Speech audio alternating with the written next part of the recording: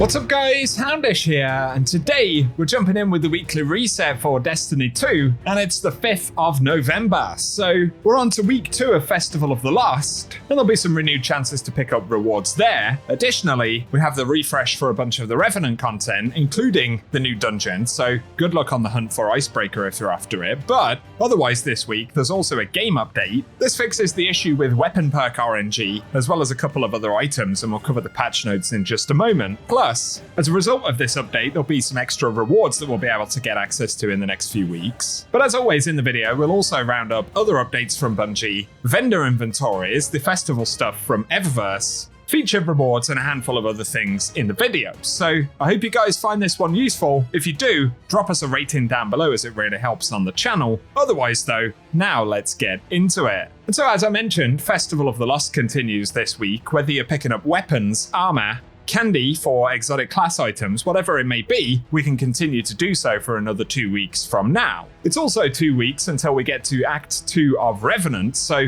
if you want to wrap up any potion crafting related stuff, pick up rewards, get things done for the title or whatever else you may need, now is the time to do those. And I'll keep you up to date when Bungie give us more information about previews for Act 2. Next up though, we have a quick breakdown of the patch notes for today. So this is update 8.104, and for the Crucible, they've increased the score limits for triggering mercy rules. So previously, the mercy rule would trigger only during a small window in the match, so the score limit to trigger was intentionally set low, but they say they've increased the window within which the mercy rule can trigger and increased the score limit accordingly to prevent games which still have a chance to be competitive from ending early in a mercy. So that's the first thing to note. They've also fixed an issue where competitive post-game point allocations were causing certain players to lose more than intended and gain less than intended, so that's good. Then for trials, they fixed an issue where the Shaded Envy shader was not able to be equipped or viewed in collections. So those are all of the PvP related ones, but for raids and dungeons, in Vesper's Host, they fixed an issue where players could use terrain to skip straight to the first encounter, so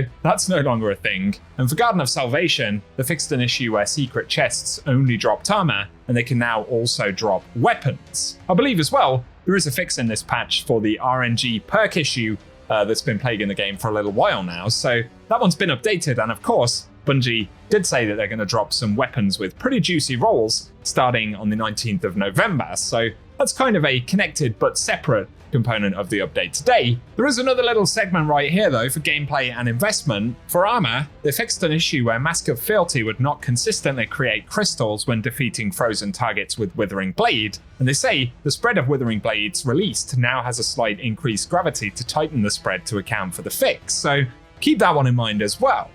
Next up though, for the Eververse store this week, initially, for Bright Dust items of course, there is the Mance Macabre exotic ship. This is available for 2,000 Bright Dust. We've had that one before, but available to grab once again, and it's certainly rather interesting. On top of that, there is the Ghastly Durance exotic emote, which is available for 3,250 Bright Dust, and then we've got the Batwing entrance Transmanifact here, so we'll preview that one once again. That one is 450 Bright Dust. And for the shaders, we've got the Nougat Delight up first. These, as always, cost 300 Bright Dust. On top of that, though, there is the Reanimated Verve available on the front page. But moving over to the main Bright Dust section, up first, we have the Trick or Trio exotic multiplayer emote, which is 4,250 Bright Dust. A new one for this year. Certainly a pretty cool thing. On top of that, there is the No Escape, which is a legendary emote, of course, and that one is 700 Bright Dust. And then a few new items for Festival here. So there is the Interstellar Shell exotic ghost, which is pretty cool, and that one's 2,850 Bright Dust. Additionally, the Nevermore exotic ship, which is actually a pretty cool looking one for Festival this year. Once again, that is a brand new one, so be sure to grab it for 2,000 Bright Dust. And there is the Conductive Hubris as well, exotic Sparrow right here, which is rather interesting, and that one is 2,500 Bright Dust. And then we have the Promethean Prelude ornament for the Grand Overture, which is 1,250 Bright Dust. That one's returning from previous years. And then there is the Elixir projection, Ghost projection here for 1,500 Bright Dust. But for the second page of shaders, initially, we've got Chrome stock available this week, which is quite a nice one. There's also the Archaea skin, if that's even how you say that one, available, another festival shader. And then there is the Flower Child as well. All of these are 300 Bright Dust. and the Eclipsed Tempest, which I think might be a new one for this year, which might look pretty cool with certain armor sets. So give us your thoughts on those. But we have the Arachnophile Transmat effect. All of these are 450 Bright Dust. On top of that, Batwing Entrance once again, and the Luminous Cocoon is available this week too. We'll preview that for a third time because it keeps cutting off. So there we go, guys. That's the Eververse inventory this week. Of course, some pretty nice items, so let us know what you plan to grab down in the comment section.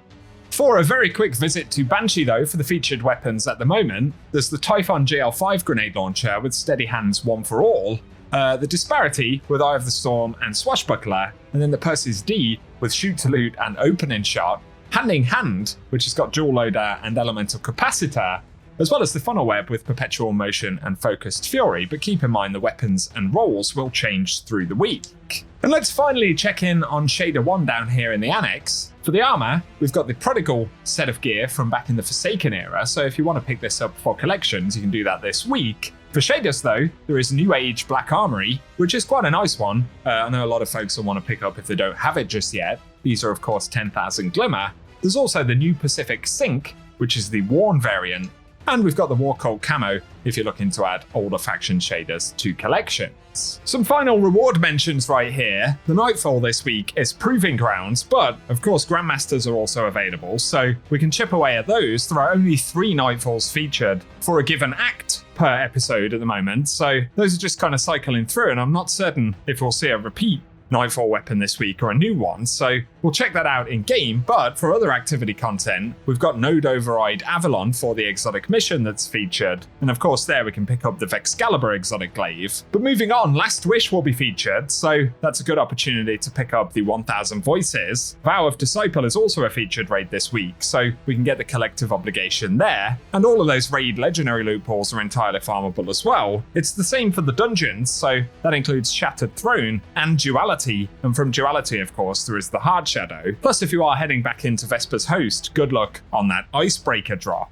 Our final mention for the moment, though, is for the Lost Sectors this week. And today we've got the Quarry on the EDZ. And Lost Sectors, of course, have the chance to drop world weapons or exotic engrams when you complete them solo. November 6th, we'll see Excavation Site in EDZ. Then we'll get 3 days on the Pale Heart, starting with Broken Deep on November 7th, Blooming Deep for November 8th, and for the 9th, it'll be the Forgotten Deep. Finally though, we'll have 7th and Throne World and Extraction featured for November 10th, and for November 11th it'll be the Sepulchre Lost Sector, so hopefully that's useful if you want to farm any of those. For today though, that's what we have to round up, so as always I hope this video has been useful, and if it has, a rating down below really helps us on the channel. Also be sure to get subscribed and I'll keep you posted with more Destiny content, but otherwise I appreciate you tuning in and I hope you guys have an awesome day.